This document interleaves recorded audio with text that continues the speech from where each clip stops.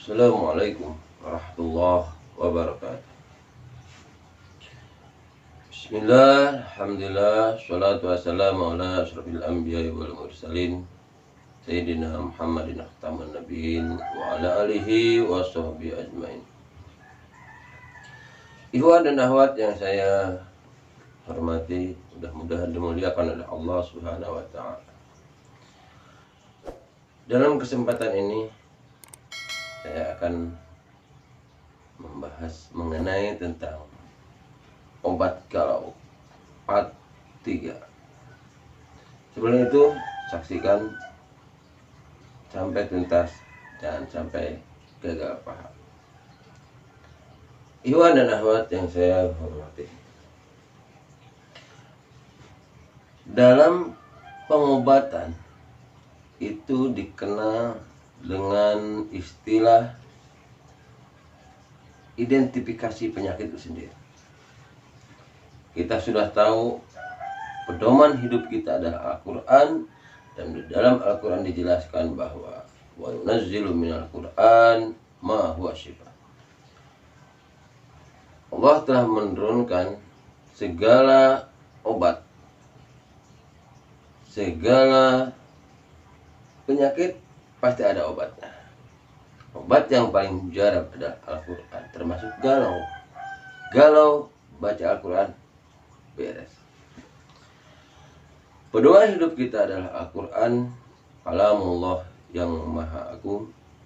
Tidak ada yang bisa merubahnya, tidak ada yang bisa mengutak-atiknya. Itu udah hak paten dari Allah Subhanahu wa taala untuk umatnya.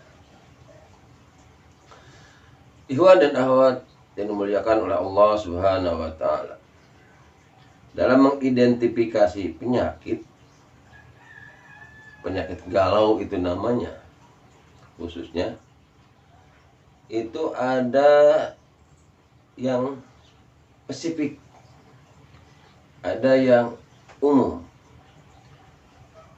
Adapun yang umum, galau umum, yaitu galau yang ditimbulkan oleh dirinya sendiri.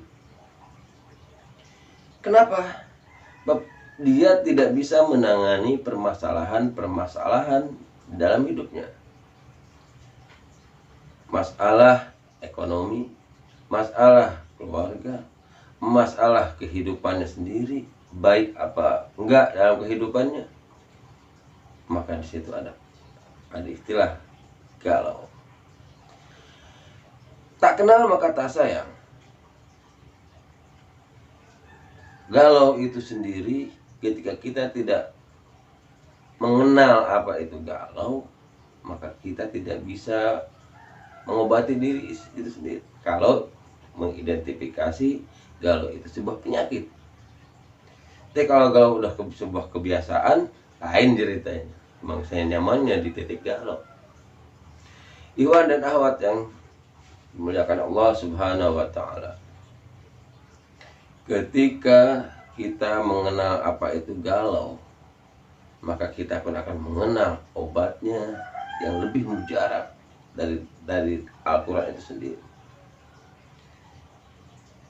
Dan sebuah istilah galau itu adalah tidak karuan. Galau itu adalah tidak menentu. Galau itu adalah tidak pas. Selalu resah, selalu tidak tenang hidupnya, khawatir, dan banyak lain sebagainya yang mengatakan bahwa galau itu ada sebuah penyakit. Obatnya ada dalam Al-Quran.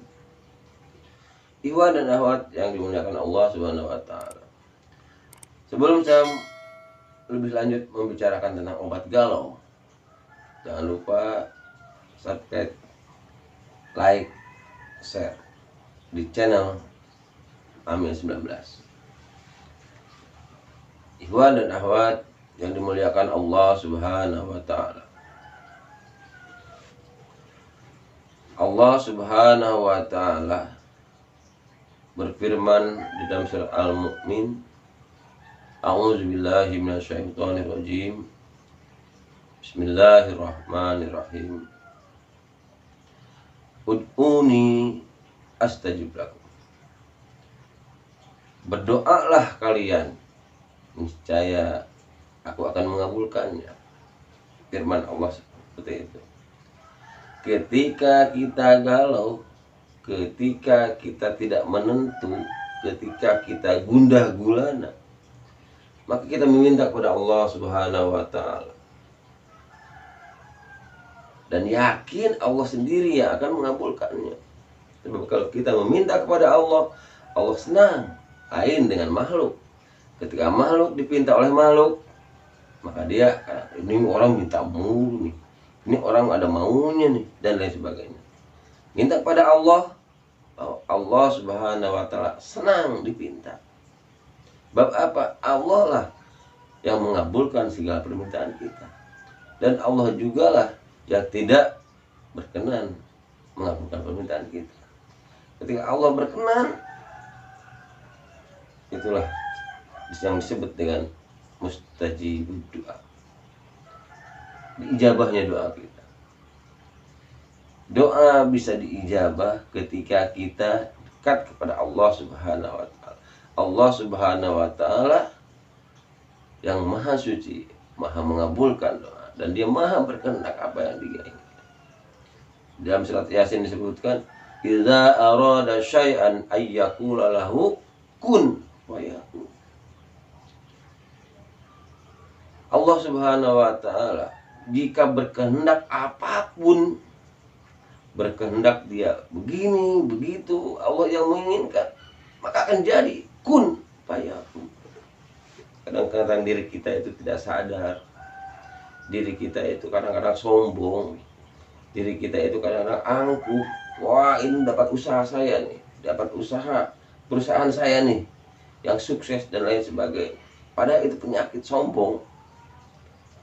Lupa terhadap Allah Subhanahu wa Ta'ala, lupa kepada yang memberinya. Siapa yang memberinya? Semuanya itu ada Allah Subhanahu wa Ta'ala. Ingat, ketika apa yang Allah perintahkan kita lakukan, dan ketika apa yang Allah larang kita jauhi, itu yang dinamakan dengan muttaqi, orang-orang yang takwa. Alangkah bahagianya orang telah mendapatkan derajat muttaqin, dan kita pun menginginkannya. Galau hilang ketika kita takwa. Ikhwan dan akhwat yang dimuliakan Allah Subhanahu wa Ta'ala, ada doa-doa tertentu di dalam Al-Quran, dan Al-Quran itu menjelaskannya. Banyak para anbiya dikisahkan dalam Al-Quran itu. Ada doa Nabi Nuh, doa Nabi Lut, doa Nabi Muhammad. Bahkan ada potongan-potongan ayat yang diabadikan sebagai obat. Ada ayat dinamakan dengan ayat 15, ayat dinamakan ayat 7. Nah, itu pun potongan-potongan dari Al-Quran, obat untuk kita. Hadirin yang Allah muliakan, mungkin untuk saat ini saya Hasanuddin sebagai hamba Allah meminta maaf yang sebesar-besarnya.